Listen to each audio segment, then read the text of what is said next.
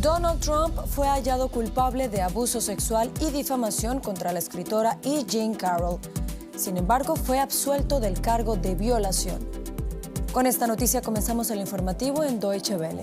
Yo soy Carol Guerrero, los saludo desde Berlín. Arrancamos con titulares. El expresidente de los Estados Unidos, Donald Trump, ha calificado como una vergüenza el veredicto de un tribunal federal de Manhattan en Nueva York que lo considera responsable de abusar sexualmente de la escritora E. Jean Carroll, a quien tendrá que pagarle un total de $5 millones. El presidente de los Estados Unidos, Joe Biden, y el de México, Andrés Manuel López Obrador, hablaron hoy por teléfono cuando faltan apenas 2 días para que se produzca un cambio en la política migratoria de Washington. El presidente de Rusia, Vladimir Putin, encabezó este martes en Moscú el tradicional desfile militar del Día de la Victoria. En esta ocasión se vio un desfile más modesto que en años anteriores.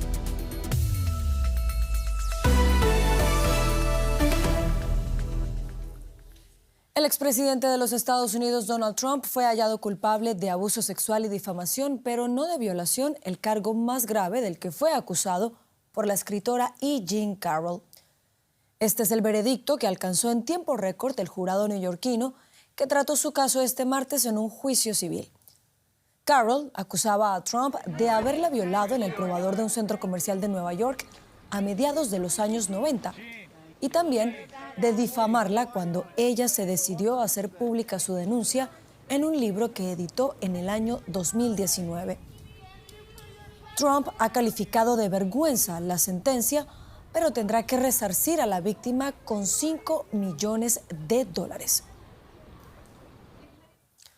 Con más detalles sobre este veredicto se encuentra el periodista Argemiro Barro, a quien saludamos a esta hora en Nueva York. Argemiro, buenas tardes. ¿Qué otros detalles se conocen de esta sentencia? ¿Habrá apelación por parte del expresidente Trump?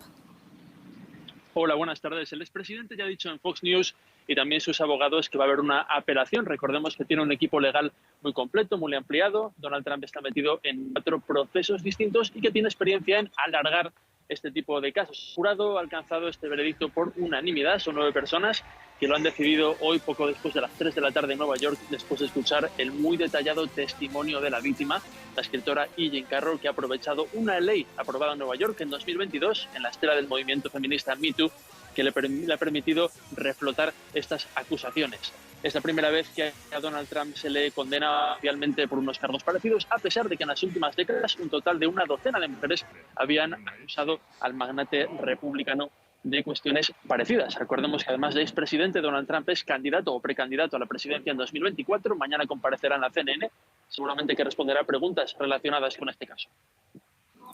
A propósito de estas aspiraciones, ¿qué tanto puede afectar este veredicto la aspiración de Donald Trump de lanzarse a la reelección presidencial? Por ahora es pronto para decirlo. Ya se lanzó la reelección presidencial en noviembre, tiene que ganar las primarias en enero del año que viene, en los primeros meses del año.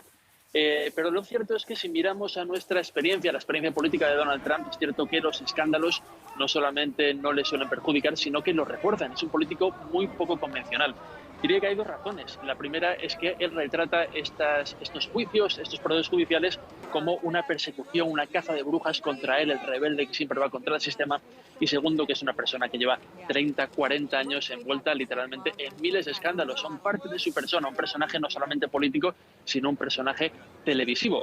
Lo que podemos decir ahora es que su control político del Partido Republicano es enorme, su popularidad también está subiendo, a pesar de que es limitada. Las encuestas lo dan un poquito por delante de Joe Biden y también los cofres de campaña están llenándose a toda prisa. Aún quedan más de un año para las elecciones, pero por ahora su mano política está reforzada. Argemiro Barro en Nueva York, gracias por estas informaciones y por este análisis a propósito de esta condena contra Donald Trump.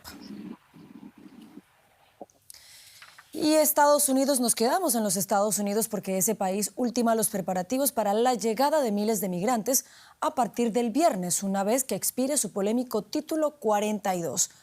Una regla activada durante la pandemia que hizo casi imposible solicitar asilo en la frontera con México.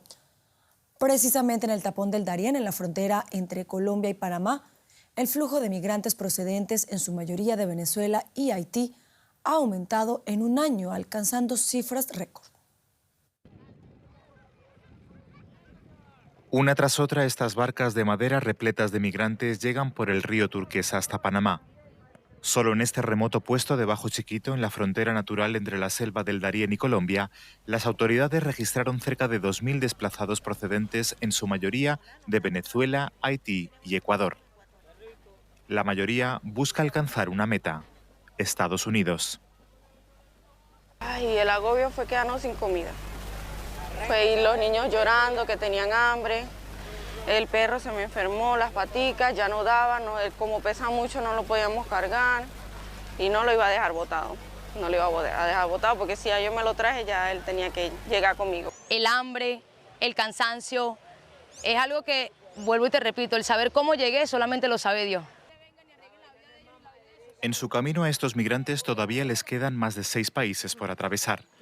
Río abajo, Panamá los transporta en autobús por todo el país hasta los campamentos cercanos a la frontera con Costa Rica, donde continuarán hacia el norte a través de Centroamérica y finalmente hasta México. La mayoría trata de escapar de las crisis económicas y políticas de sus países de origen. Aunque el gobierno estadounidense ha estado animando a los migrantes a registrarse con su aplicación en línea CBP One en lugar de hacer el peligroso viaje hasta la frontera, son muchos los que están frustrados por la falta de opciones legales. Aquí, en la ciudad tejana de El Paso, se ha declarado el estado de emergencia a tan solo unas horas de que expire el título 42. Estados Unidos ya ha previsto aumentar los operativos de procesamiento ante la amenaza de una llegada masiva de migrantes a sus fronteras.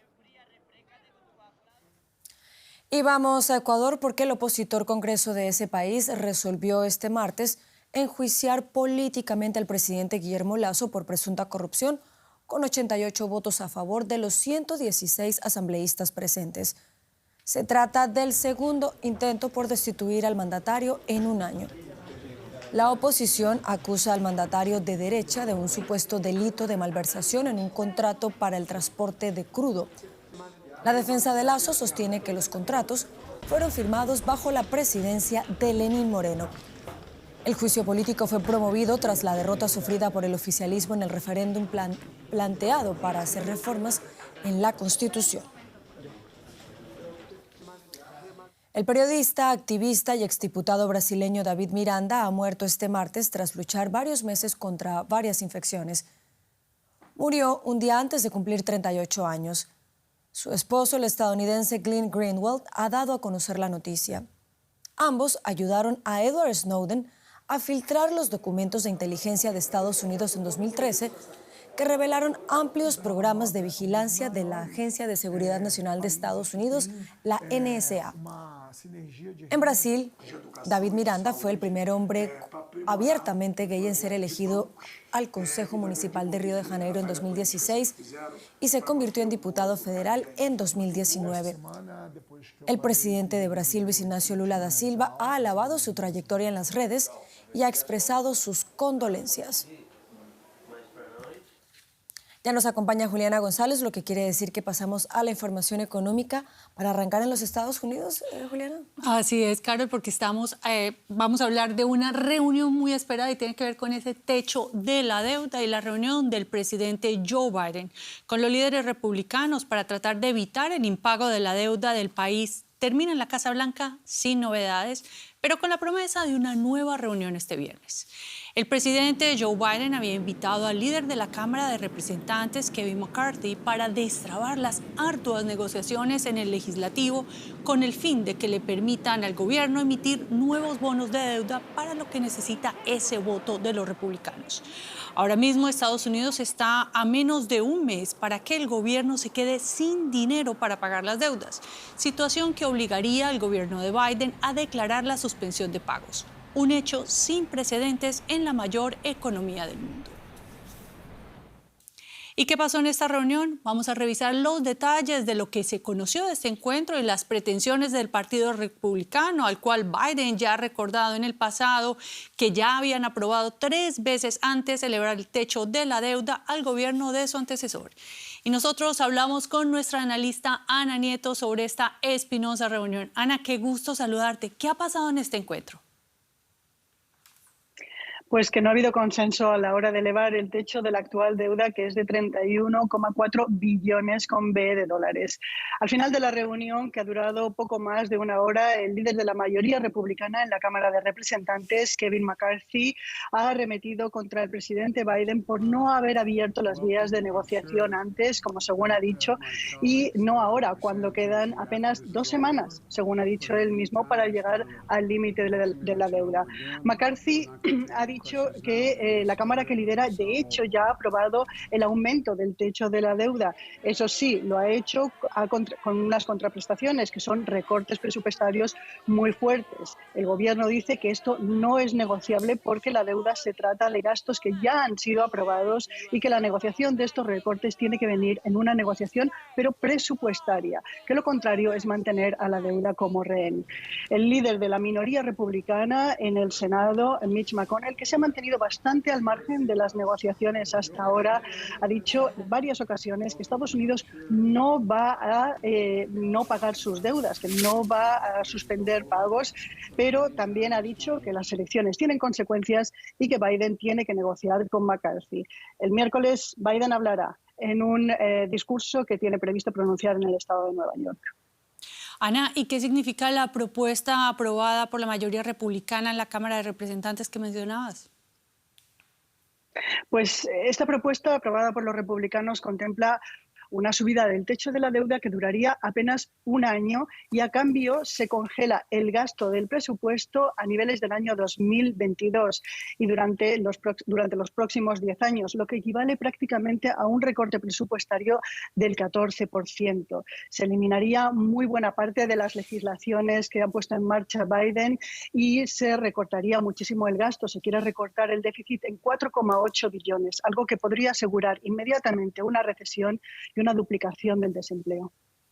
Bueno, Ana, este tire de afloja parece no terminar. Estaremos muy pendientes de lo que aquí suceda. Muchas gracias por estas valoraciones y hasta pronto. Dejamos lo más destacado de la economía para hablar de la celebración de la independencia, ¿no? El Día de la Victoria. Así es, Juliana. Vamos a Moscú porque en Rusia se ha celebrado hoy el aniversario 78 de su triunfo sobre la Alemania nazi durante la Segunda Guerra Mundial. Esta fecha, conocida como el Día de la Victoria, llega en un momento en el que Rusia mantiene sus bombardeos en Ucrania.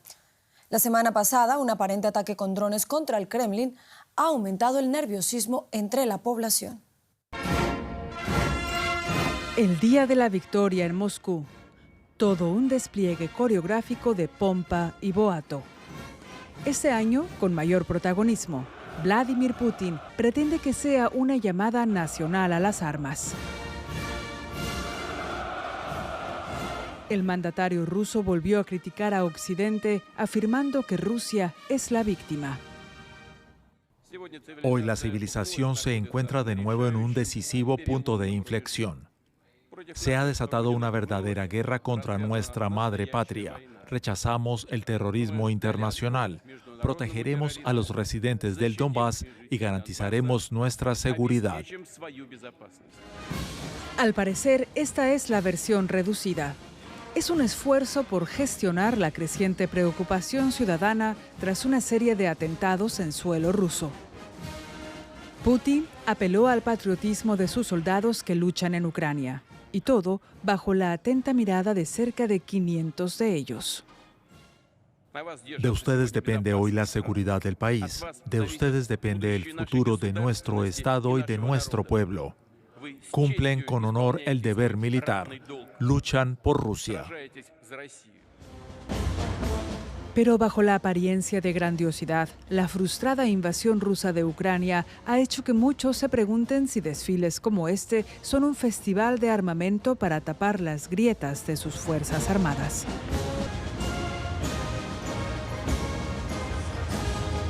Putin, por su parte, parecía satisfecho y terminó con un llamamiento a la unidad. Por Rusia, por nuestras valientes fuerzas armadas, por la victoria. ¡Hurra!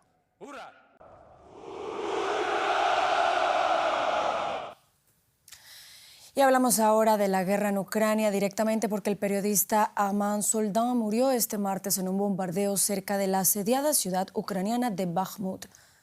El reportero de la agencia francesa AFP viajaba con 4 compañeros y un grupo de militares ucranianos cuando fueron sorprendidos por un ataque con cohetes Grad. Soldan, de 32 años, falleció a causa de las heridas. Sus compañeros salieron ilesos de este ataque. El canciller alemán Olaf Scholz presentó su visión de la Unión Europea en Estrasburgo ante los diputados del Parlamento Europeo. Hizo un llamado a reformar y a ampliar la Unión Europea con acciones y objetivos más centrados en fortalecer sus alianzas políticas. También abogó por conceder más poderes a la Comisión Europea para garantizar que todos los Estados miembros respeten los principios del bloque. Además, hubo referencias explícitas a China, país que Scholz aseguró seguir viendo como un socio, aunque reiteró sus llamamientos a reducir la dependencia económica de Pekín. Olaf Scholz hizo hincapié en que el bloque europeo necesita mejorar la toma de decisiones en política exterior. El futuro de Europa está en nuestras manos y cuanto mayor sea nuestra unidad, más fácil será lograr un futuro mejor. La apertura y la cooperación son las claves de nuestro tiempo. Debemos garantizar que Europa esté en buena situación en el futuro, no mejor que otras regiones del mundo, sino como un igual para que podamos efectuar las reformas necesarias. Necesitamos una Unión Europea consciente de su importancia geopolítica, reformada y abierta al futuro. Y valoramos este discurso del canciller alemán en Estrasburgo con nuestro analista político Juan Gómez, a quien saludamos a esta hora en Estudio Parlamentario. Juan, buenas noches. Mientras el canciller Olaf Scholz hablaba en Estrasburgo, el presidente de Rusia, Vladimir Putin, concedía un discurso en Moscú. ¿Hay cambios en la posición de Alemania respecto a la guerra en Ucrania? Bueno, Olaf Scholz se ha referido directamente a Putin en su discurso ante los diputados de la Unión Europea y les ha llamado a ellos y a la población en general a no dejarse intimidar ni por la retórica bélica del discurso de Putin, ni por las armas que se han mostrado en el desfile que acabáis de mostrar, ¿no?, que ha presidido hoy Putin en Moscú. Scholz dice que Alemania seguirá apoyando a Ucrania todo lo que haga falta en esta guerra contra la invasión de Rusia y llama a Europa, a los socios europeos, a que sigan haciendo lo mismo y propone que Europa colabore mejor, más estrechamente con la OTAN y también que las industrias de defensa, las industrias militares de los países europeos colaboren entre sí para mejorar la producción, por ejemplo, de munición y de armamento. Scholz se refirió a Putin como delirante, dijo que la invasión de Ucrania es un delirio imperial de Rusia y lo contrapuso esto a pues un mito fundacional, ¿no?, de la Unión Europea que, según sus defensores, pues nació como consecuencia de la Segunda Guerra Mundial y de medio siglo de guerras en Europa que los Estados europeos quisieron dejar atrás, según esta versión, pues con acuerdos comerciales y acuerdos políticos que nos han traído hasta ahora. Juan, mencionábamos además que Scholz habló de cambios en la política exterior de Europa. ¿Qué detalles nos puedes contar sobre sus propuestas? Pues ha sido poco concreto Scholz, como es su estilo. Propone pues que continúen las ampliaciones tal y como están planeadas a los países balcánicos que faltan y a los de sudeste de Europa, como Macedonia del Norte. También se ha referido a un futuro ingreso de países hasta hace poco más próximos a Rusia, Moldavia, Georgia y Ucrania, pues que, como sabemos, está en plena guerra, ¿no? O sea que para esto puede faltar mucho. Dice que convendría que los tratados europeos se reformen para facilitar la toma de decisiones, lo mencionaste antes. En lugar de unanimidad, Scholz dice que se podrían tomar más decisiones con mayorías calificadas dentro del Consejo Europeo, con lo cual pues agilizaría los procesos de toma de decisiones frente al exterior de Europa, ¿no? Scholz, también lo mencionaste antes, habla de una Europa geopolítica que no sería una superpotencia como China o Estados Unidos, sino pues una potencia de los tratados, una potencia comercial, una potencia diplomática que aún así debería ser, según dice, más autónoma en defensa y en sectores económicos importantes como el de los microchips, ¿no? También tendría a Estados Unidos como principal aliado, pero evitaría la desconexión con China. Juan Gómez, en Estudio Parlamentario, gracias por este análisis. Y dentro de la Unión Europea, uno de los países con el que hay mayores diferencias es Hungría. Ahora un nuevo proyecto de ley obliga a denunciar en ese país a las parejas del mismo sexo con niños a su cargo. El borrador define la familia únicamente como la unión entre un hombre y una mujer. Los diputados quieren además prohibir todos los contenidos LGBTQ+ para menores. La adopción en Hungría es todo un reto para los solteros, pero para los homosexuales es prácticamente imposible. Marton y Adam están registrados como pareja de hecho. En 2015 decidieron que querían tener hijos. Queríamos que la adopción fuera un éxito, pero la verdad no pensábamos que se hiciera realidad. Cuando sonó el teléfono fue toda una sorpresa. Experimentamos lo que cualquier padre siente cuando está dispuesto a adoptar: nerviosismo, miedo y felicidad. Esa llamada fue antes de 2020, cuando era posible adoptar si uno de los miembros de la pareja lo solicitaba como soltero. Marton se convirtió así en padre de Andras, que ahora tiene 5 años. Hannah, la segunda hija de la pareja, fue adoptada por Adam. Después entró en vigor una ley que prohíbe a las parejas del mismo sexo criar hijos. Para el primer ministro húngaro Viktor Orbán, la familia se reduce a la unión entre un hombre y una mujer. Así consta en la constitución del país. El mandatario quiere asegurarse de que nadie lo cuestione. El Parlamento que tengo a mis espaldas aprobó una nueva ley en abril que permite denunciar a las parejas del mismo sexo que tengan hijos. El presidente húngaro vetó la ley, pero los diputados la han retomado y es probable que tarde o temprano se apruebe. Hungría está muy polarizada en lo que respecta a conceder ciertos derechos a personas LGBTQI+, especialmente en lo referente a la educación de los hijos.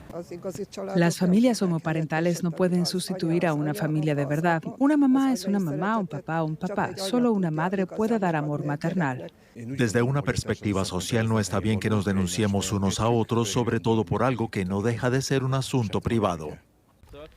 El abogado Daniel Dobrentey asegura que la propuesta de ley es pura propaganda para impulsar desde el gobierno el concepto de familia ideal. Nadie debe preocuparse por las consecuencias de esta ley. Aún así, no es aceptable porque excluye y estigmatiza a una parte de la sociedad. El objetivo del gobierno con esta ley es crear tensión social. Marton y Adam afirman que incluso si no existiera esta nueva ley, las parejas del mismo sexo que quieran ser padres evitarán hablar del tema. No creen que la autocensura sea la respuesta. Lo importante es la visibilidad, que la gente vea que criamos a los niños igual que los demás, que tenemos los mismos retos, que los queremos igual. Para nosotros lo más importante es que los niños sean felices. Cuando el resto de personas se dan cuenta, ven que no hay nada que temer. Marton y Adam fueron los únicos dispuestos a hablar con nosotros ante la Cámara. Otras parejas tenían miedo de la posible repercusión pública. Las familias homoparentales en Hungría tienen un largo camino por delante para conseguir plenos derechos. Hablamos ahora de nuevas tensiones en Oriente Medio. Israel ha reforzado la protección de la población en la zona limítrofe con la Franja de Gaza y ha pedido a los residentes que permanezcan próximos a los refugios antibomba. La razón: se esperan nuevos ataques con cohetes desde la Franja de Gaza. El martes el ejército israelí abatió en el sur de Gaza a 2 miembros de la Yihad Islámica, clasificada tanto por Estados Unidos como por la Unión Europea como organización terrorista. Luto por los palestinos que murieron en los ataques aéreos israelíes. Fuentes palestinas hablan de 13 víctimas, entre ellas 4 niños y 4 mujeres. El ejército israelí anunció que verificará esta información. Desde la procesión fúnebre, algunos piden venganza. Seguirán luchando porque esta es nuestra tierra. Es para nosotros, los palestinos.